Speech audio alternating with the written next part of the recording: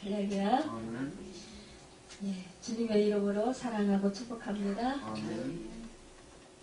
예, 오늘 말씀의 제목은 풍성한 속량이라는 제목으로 함께 말씀을 나누어 보면서 또 은혜 받겠습니다.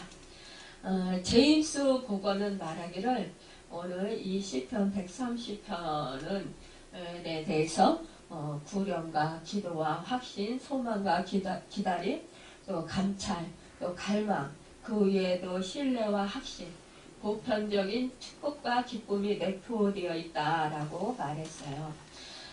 이렇게 이 130편의 그 시편 속에 많은 뜻이 함축되어 있다, 들어있다, 이렇게 말하는 것을 보게 됩니다. 오늘 이 시편 130편은 개혁자 루터가 이름 붙이기를 바울의 시편이라 이렇게 말했어요. 이 시편 가운데는 바울 서신적인 진리가 담겨 있고 바울 서신이 주는 것 같은 은혜가 들어있는 내용으로 그렇게 이름을 붙인 거라고 볼 수가 있겠습니다.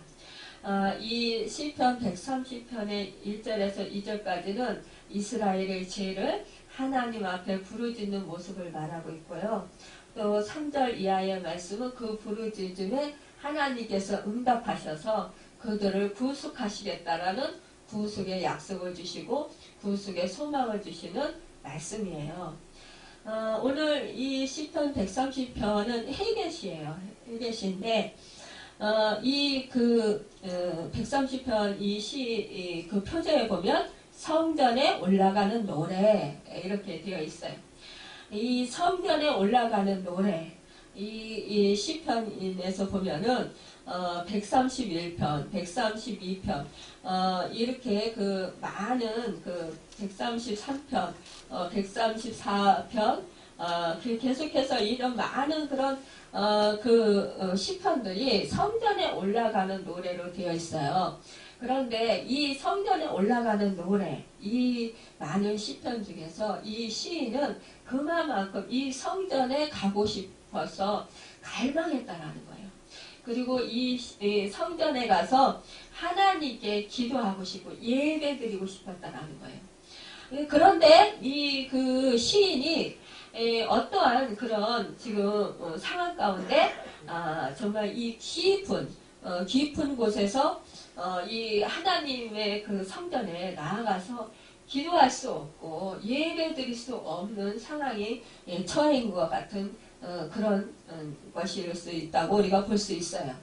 그러니까 우리가 뭐 심한 그런 병에 걸렸다든가 아니면은 뭐 어디에 종으로 사로잡혔다든가 아니면 옥에 갇혔다든가 아니면 이제 멀리 타국에 갔다든가 이러면 그 성전에 올라갈 수가 없잖아요. 그렇기 때문에 이 성전을 바라보면서 그 이스라엘 백성들이 그 성전 쪽을 바라보면서 예배를 드렸고 기도를 했고 또 하나님께 찬양을 드렸어요. 우리가 그 다니엘서에서도 보면은 이 그 다니엘이 그 조서가 왕에게만 그 절하를 할 수 있고 아무에게도 절하며 어떠한 신이든지 누구에게 절을 하면 뭐라 그랬어요? 그는 이제 사자굴에 던짐을 받는다 그랬어요. 그럼에도 불구하고 이 다니엘은 그 예루살렘 성전을 향해서 문을 열어놓고 평상시에 하던 대로 그 조서가 꾸며 있는 것을 알면서도 그가 똑같이 다른 때와 똑같이 그 기도 드리는 시간에 그렇게 하나님께 기도를 드려서 결국은 그가 어떻게 됐어요? 이 사자굴에 던져지게 됐잖아요. 그런데 하나님께서는 이 다니엘을 그 사자의 입을 봉하셔서 구해주셨어요. 이렇게 바벨론으로 끌려갔던 이 그 수많은 이스라엘 백성들이 이렇게 그들의 제약으로 인하여서 백성의 제약으로 인하여서 그 바벨론으로 끌려가기도 하고 아스르 이웃 나라의 침략을 받기도 하고 이렇게 많은 그 블레셋에 또 그 침략을 받기도 하고 그 많은 고난과 많은 고통을 당했어요. 포로로 잡혀가기도 하고 이랬을 때 오늘 이 그 시인의 이 주인공도 이렇게 자신의 힘으로 어떻게 빠져나올 수 없는 그런 깊은 한량 가운데 처해 있었다라는 거예요. 그러니까 이 감옥에 갇혀 있는 것 같은 그런 어려움에 지금 속해 있다라는 거예요. 이 시인이 무슨 깊은 병에 육체적인 병에 걸려서 고통 가운데 이 성전에 나오지 못하는지 아니면 정말 바벨론 포로로 끌려가서 그 포로 중에 이 성전에 나와서 예배를 드릴 수 없는 것인지 그거는 감옥에 갇혀 있는 것인지 그거는 우리가 알 수 없어요. 그러나 이 시인은 지금 이렇게 감옥과 같은 이러한 깊은 곳에서 이 도저히 자기 힘으로 정말 빠져나올 수 없는 이런 상황 가운데서 그가 하나님께 부르짖고 기도했다라는 거예요. 이러한 이 기도 소리를 하나님은 정말 들으십니다. 이 깊은 곳에서라는 것은 정말 수렁과 같다라는 것을 볼 수가 있어요. 깊은 수렁. 예전에 제가 몸이 아파서 정말 죽음을 직전에 두었을 때 호흡하기 힘들 때 그때 온몸에 힘이 없으니까 교회에 가서 예배를 드리고 싶어도 갈 수가 없는 거예요. 그럴 때 얼마나 교회에 가고 싶었는지요. 그럴 때 정말 그 극동방송 그 11시 그 예배를 저 혼자 들으면서 그러면서 혼자 예배를 드렸어요. 근데 그때 얼마나 정말 성전에 가서 함께 가족과 함께 예배 드리는 것이 얼마나 행복한 것인가 얼마나 복된 것인가 그때 제가 절실히 깨달았어요. 그러면서 하나님 저도요 제발 제가 몸이 금방 치료되지 않는다면 계단 없는 교회 그리고 또 계단 없는 아파트로 이사갈 수 있도록 도와주세요. 그래서 제가 정말 힘들어도 그래도 가족과 함께 교회 갈 수 있도록 도와주세요. 이렇게 하나님께 눈물을 흘리면서 기도했던 적이 있었어요. 그런데 정말 하나님께서는 그렇게 역사를 해주셨습니다. 결국은 이렇게 제가 가족과 함께 몸을 치료해 주셔서 정말 부축을 받으면서 계단이 있는 교회였지만 그러나 본교회에 나가게 되었고 나중에는 결국 하나님께서 아파트를 주셔서 아파트로 이사가게 하셨고 또 교회에 혼자서도 다니게 그렇게 해주셨어요. 이렇게 하나님께서는 정말 간절히 그 성전에 가서 예배드리기를 사모하는 자, 또 하나님을 찾는 자, 하나님의 얼굴을 구하는 자에게 하나님께서는 그 기도를 들어주시고 응답해 주신다라는 사실이에요. 그러니까 우리는 어떠한 상황 속에서라도 이렇게 하나님께 나아가서 기도해야 돼요. 오늘 이 시인이 말합니다. 여호와여 내가 깊은 곳에서 주께 부르짖었나이다. 2절에 보면 주여 내 소리를 들으시며 나의 부르짖는 소리에 귀를 기울이소서. 그러니까 이 시인은 자기가 그렇게 부르짖고 기도할 때에 하나님께서는 들으시는 줄을 알았다라는 거예요. 그러니까 우리가 기도할 수 있는 것은 무엇입니까? 하나님께서 내 기도를 들어주신다라는 것을 신뢰할 때 우리가 기도할 수 있는 거예요. 그렇지 않으면 우리가 기도할 수 있는 그런 마음도 생각도 들지 아니하겠죠. 근데 우리가 이제 절망에 빠졌다거나 정말 이 시인과 같이 아주 깊은 수렁에 빠진 것 같은 그런 절박한 그런 상황에 처했을 때 우리가 사실은 우리 주변을 사방을 둘러보아도 도와줄 사람이 없는 거예요. 그럴 때 우리는 어디를 볼 수 있느냐? 결국은 하늘만이 뚫려 있다는 거예요. 하나님만이 나의 도움이시라는 것을 깨달아 알게 된다는 거죠. 그러면서 결국은 하나님께 부르짖어 기도하게 된다는 거예요. 그럴 때 하나님께서는 내 기도를 들어주시고 응답해 주신다는 거예요. 요나가 하나님의 말씀에 불순종해서 다시스로 도망치다가 풍랑 때문에 배에서 그가 번져졌어요. 그랬을 때 그는 깊은 바다에 빠지게 되었어요. 그런데 요나는 그 깊은 바다에서 풍랑이 있는 그 바다에서 죽지 않았어요. 어떤 하나님께서 큰 물고기를 예비해 주셨어요. 그리고 그 물고기가 입을 딱 벌려서 요나를 집어삼켰어요. 그러니까는 이 요나 뱃속에 물고기 뱃속에 요나가 들어가게 됐어요. 그런데 자, 이 물고기 생각을 해보세요. 이 물고기 뱃속을 생각을 해보세요. 막 해산물이라든지 무슨 오물 같은 게 엄청 많이 있을 건 아니에요. 그 뱃속에. 그리고 뭐 산소도 부족하죠. 또 음식물로 가득 찼겠죠. 깜깜하죠. 그 물컹물컹하죠. 그 고통은 이루 말할 수 없었을 거예요, 아마. 그리고 이 큰 물고기가 만약에 물이라도 삼켜보세요. 그러면은 물이 싸 하고 그 안으로 들어오면 이 파도가 물받치는 것처럼 이리 쓸리고 휩쓸리고 저리 휩쓸리고 이러면서 정말 이 몸이 중심을 잡지 못하고 이 물고기가 움직이는 대로 이 요나가 이리 흔들리고 저리 흔들리고 이러면서 이리 뒹굴고 저리 뒹굴고 그러면서 아마 정신을 못 차렸을 것 같아요. 이 요나가 왜 이렇게 하나님께 불순종했냐? 아니 이 아수로 이 나라가 자꾸만 하나님의 백성이 사는 그 이스라엘을 자꾸 침공하는 거예요. 침공하고 괴롭히는 거예요. 이러니까 완전히 원수잖아요. 이러니까 이 원수 나라 그렇지 않아도 미워 죽겠는데 망했으면 좋겠는데 아니 하나님께서는 이 백성들을 살리려 이 요나에게 가서 회개하라. 그리하면 그들이 구원을 얻을 것이다. 이렇게 위치라는 거예요.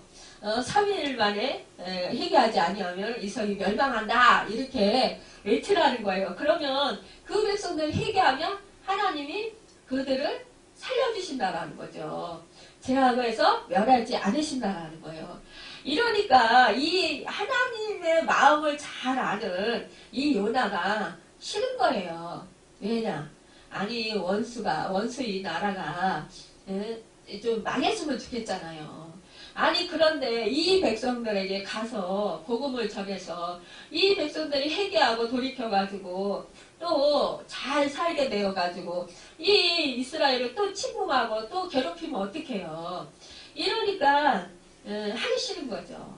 그러니까 일부러 하나님의 그 명령을 거슬려서 이 다시스로 정반대인 이 다시스로 간 거예요.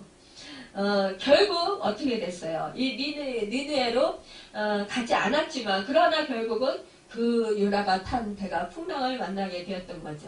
결국은 이 물고기 뱃속에서 너무너무 죽을 것 같은 거예요. 이곳이 바로 수올이라고 하잖아요. 말하자면 지옥이라는 거예요. 이곳에서 이제 이 살 소망이 없는 거예요. 요나는요. 우리도 이런 거와 같이 우리도 우리의 불순종으로 인해서 이러한 고통을 받을 때가 있고요. 또 우리가 이러한 불순종이 아니더라도 하나님의 무슨 뜻이 계셔서 우리가 이러한 고난 가운데 처할 수 있을 때가 있다라는 거예요. 그럴 때 우리는 이제 세상 끝났구나. 아니 믿지 않는 사람들은 어떻게 하겠어요? 처음에는 막 원망하고 불평하고 막 큰 소리로 욕하고 내가 왜 이런 일을 당해야 되냐고 막 욕을 하고 막 분을 내고 막 그런단 말이에요. 그러다가 이제 나중에는 차라리 내가 죽어야지 내가 살아서 뭐하나 이러면서 낙심하고 절망하고 좌절에 빠집니다. 그런데 우리 믿음의 사람들은 어떻게 해요? 처음에 이런 일이 당하면 아이고 이게 웬일이야? 왜 이런 일이 나에게 당했지? 그러면서 생각을 해보게 된다라는 거예요. 가만히 앉아서 내가 왜 이런 일이 당했지? 그러면서 곰곰이 되돌아봐요. 그러면 내가 잘못한 것들이 떠올라요. 이러면 뭐예요? 회개해야죠. 하나님 앞에 나가서 회개해야죠. 그러니까 요나는 뭐예요? 물고기 뱃속에서 자기가 하나님의 명령에 불순종한 것이 생각이 나는 거죠. 자기가 일부러 불순종했으니까. 죽을 각오를 하고 불순종을 했으니까요. 그러니까 아이고 어떻게 해요. 회개할 수밖에 없는 거예요. 자기가 살려면. 너무 계속 고통스러운 거예요. 사람이요 사실상 그 잠깐의 고난은 견딜 수 있어요. 그런데 오랜 시간의 그 고난이라든지 오랜 세월의 고난은 정말 견디기 힘들어요. 이게 참고 그 견디기가 너무나 힘듭니다. 이렇게 물속에 뱃속에서 그 죽음의 그 골짜기에서 이제 이 요나가 하나님께 부르짖어 기도할 때 이 하나님께서는 어떻게 해요? 니느의 그 육지에 그 물고기 입을 탁 열어서 뱉게 하잖아요. 결국 이 요나는 어떻게 해요? 살았어요. 그리고 가서 이 니느의 백성에게 가서 복음을 전합니다. 사흘 안에 이 성이 멸망한다. 그런데 결국 그들은 어떻게 했어요? 어린아이서부터 어른에 이르기까지, 노인에 이르기까지, 왕에 이르기까지 배옷을 입고 또 짐승에게까지 금식을 시키면서 그러면서 하나님께 회개했다라는 거예요. 결국 그 성이 결국은 어떻게 됐어요? 멸망하지 않았어요. 하나님의 구원을 은혜를 받았습니다.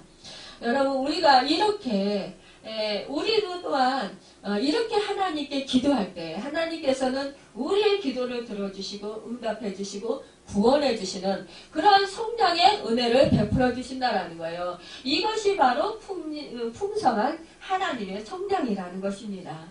여러분 하나님 앞에 인생은 그 누구도 깨끗한 사람은 전혀 없어요. 죄인 아닌 사람은 한 사람도 없어요. 그러나 이 죄를 깨닫는 사람이 있고요. 죄를 깨닫지 못하는 사람이 있어요. 그런데 이 죄를 깨달은 사람은 자기가 죄인인 것을 알고 아이고 나 같은 죄인 살리신 주님의 은혜 너무 놀랍고 감사합니다. 그러면서 감격하고 하나님께 감사기도 드리는데 그렇지 아니한 사람은 뭐예요? 나는 죄가 없는데 내가 뭐 얼마나 죄를 많이 지었다고 또 그러면서 나는 선하다고 했는데 사람들이 법 없어도 산다고 했는데 이래가면서 나는 죄가 없어서 좋은 곳으로 간다라는 거예요. 이렇게 착각하고 사는 사람들이 있어요. 그런데요 자기가 죄인인 것을 깨닫는 자 그 사람 회개하는 자 그 사람은 바로 하나님 앞에 나와서 회개의 기도를 드릴 수가 있고요. 그런 사람은 바로 하나님을 경외하게 된다라는 것입니다. 참으로 우리 그 기독교는 하나님을 경외하는 데 있어요. 이 시인은 자기의 사지의 확신에 근거해서 타인들에게도 전도해요. 하나님께서 풍성한 곳에 있으며 그를 바라는 모든 자의 죄를 사하시는 하나님으로 소개하고 있어요. 요한 1서 1장 9절에 보면 만일 우리가 우리 죄를 자백하면 저는 미쁘시고 의로우사 우리 죄를 사하시며 모든 불의에서 우리를 깨끗하게 하실 것이요 라고 했어요. 우리가 죄를 자백했는데도 용서받지 못할 큰 죄가 없고요. 또 자백하지 않고서도 용서받을 수 있는 작은 죄도 없어요. 여러분 참 그리고 이 시인은 말합니다. 그 5절에 보면 곧 내 영혼은 여호와를 기다리며 나는 주의 말씀을 바라는도다 그랬어요. 그러니까 이 하나님의 말씀을 바랄 때에 그 하나님의 말씀을 받으면 그가 살아난다라는 것입니다. 여러분 육신의 양식으로 빵이 필요하듯이 우리의 영혼의 양식으로는 하나님의 말씀이 필요해요. 하나님의 말씀은 사유하심을 받을 수 있다라는 소망을 제공하는 유일한 기초가 되는 말씀이에요. 그렇기 때문에 하나님의 말씀을 받으면 우리가 다시 일어설 수 있는 힘을 얻을 수가 있어요. 또한 하나님의 그 말씀을 받으면 우리는 다시 생기가 살아납니다. 또 그 제사함의 은혜를 인하여서 우리가 기뻐할 수가 있어요. 하나님의 풍성한 속량에 감사할 수가 있습니다. 여러분 우리 예수 그리스도를 믿는 자 안에서는 결코 정죄함이 없어요. 그래서 어떠한 죄도 우리를 죄악 가운데 정죄하고 판단할 수 없다라는 것입니다. 왜냐? 예수 그리스도의 의가 우리를 의롭게 하셨기 때문이에요. 또 예수 그리스도께서 십자가에서 피 흘려 죽으셔서 우리의 모든 죄악과 우리의 허물들을 다 사해 주셨기 때문입니다. 다 감당하셨기 때문이에요. 여러분 우리는 이 말씀을 들을 때 우리는 다시 소망을 가질 수 있고요. 또 우리는 새 생명 가운데 살아갈 수가 있습니다. 여러분 또한 보면은 6절에 파수꾼이 아침을 기다림보다 내 영혼이 주를 더 기다리노니 참으로 파수꾼이 아침을 기다림보다 더하도다 그랬습니다. 이 자기의 깊은 지하의 골짜기에서 이 시인은 하나님 앞에 호소한 끝에 사의의 하심을 확신했다라는 거예요. 그러니까 이 사의와 구원의 확고한 신념을 말하고 있어요. 루터의 그 말 가운데 범죄하는 것은 사람의 일이요 용서하는 것은 하나님의 일이라고 말했어요. 우리가 탕자의 비유 가운데 볼 때에 탕자가 아버지 앞에 잘못한 것이잖아요. 이 탕자가 뭐예요? 아버지에게 자기의 재산을 나눠달라고 했어요. 달라 미리. 그러니까 아버지가 이 자식이 망할 걸 알면서도 그래 네가 달라고 하니까 한번 겪어봐야지 네가 그러면서 줬다라는 거예요.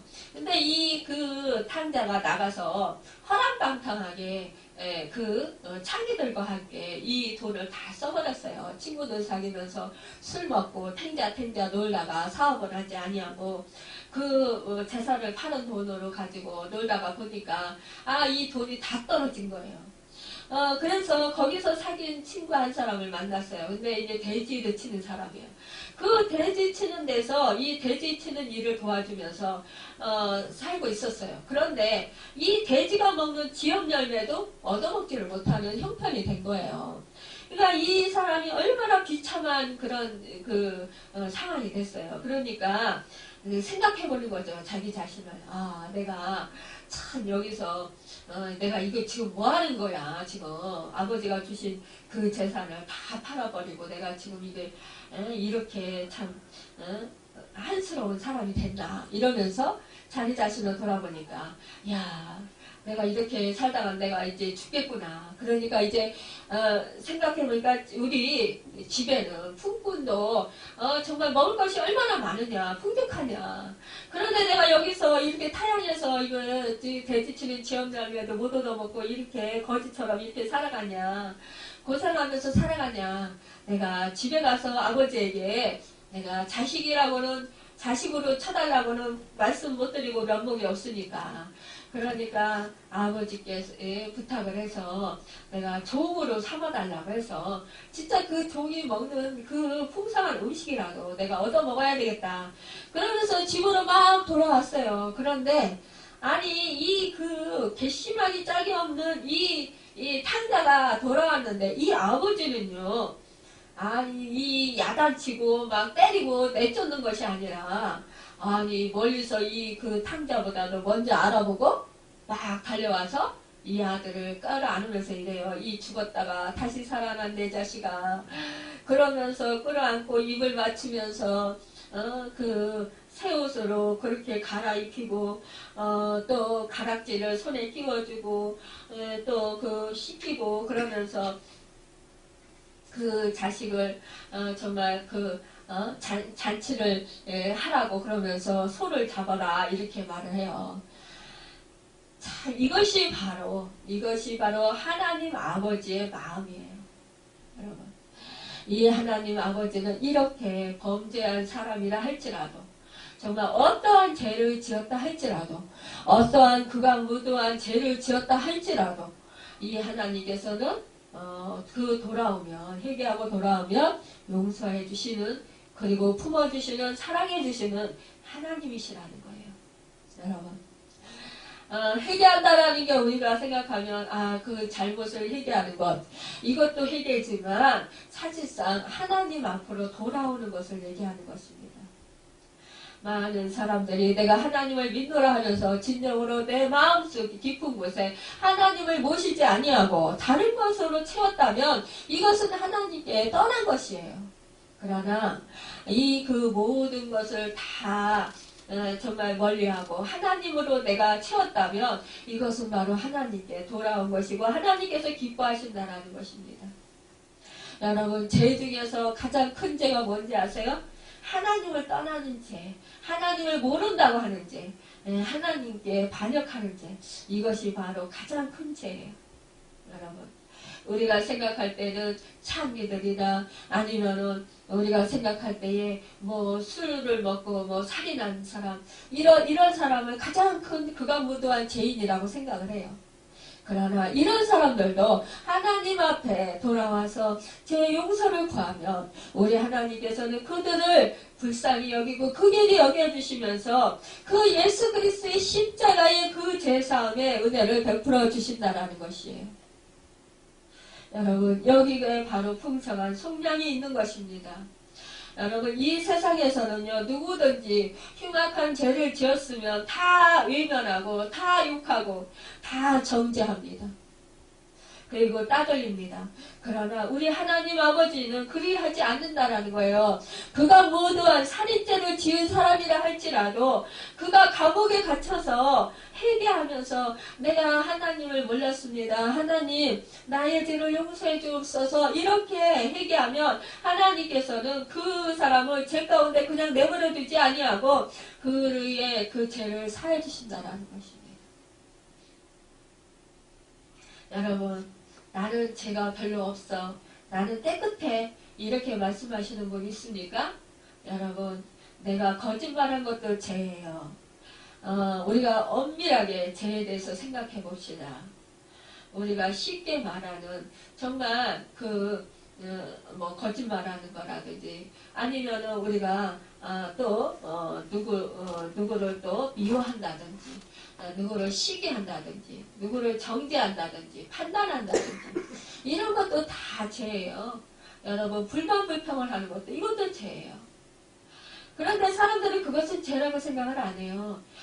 누구 집에 들어가서 도적질을 한다든가 아니면 누구 것을 도적질을 한다든가 아니면은 뭐 간음을 했다든가 아니면은 무슨 뭐 살인을 했다든가 아니면 누구에게 피해를 줬다든가 이런 것을 죄라고 생각을 한다라는 거예요. 그런 것만 죄라고 생각을 한다라는 거예요. 그런데 그렇지 않다라는 거죠. 여러분 이 세상에는 죄 없는 사람은 한 사람도 없다라는 거예요. 그런데 우리 하나님께 나와 예수 그리스도의 이름으로 용서를 구하면 우리는 죄사함 받고 구원의 은총을 받는다라는 것입니다. 여러분 이 7절에 말씀합니다. 이스라엘아 여호와를 바랄지어다 여호와께서는 인자하심과 풍성한 속량이 있음이라. 8절에 그가 이스라엘을 그의 모든 죄악에서 속량하시리로다. 그러니까 이 파수꾼은 자신의 처지가 너무나도 그 절망적인 그런 상황에서 언제 아침이 올까 이렇게 정말 이렇게 기다리는 것 같이 파수꾼이 기다리는 것 같이 그거보다 더하게 그 시인은 자기가 언제 하나님의 그 축복의 사람으로 축복의 기회가 올까 하고 기다린다라는 거예요. 자신의 처지가 너무나도 절망적이기에 자기에게는 이러한 다시 새로운 축복의 기회가 오리라고 생각할 수 없다라는 거예요. 그런데 하나님께 부르짖으면서 기도하고 난 후에는 완전히 파수꾼으로 변화되게 됩니다.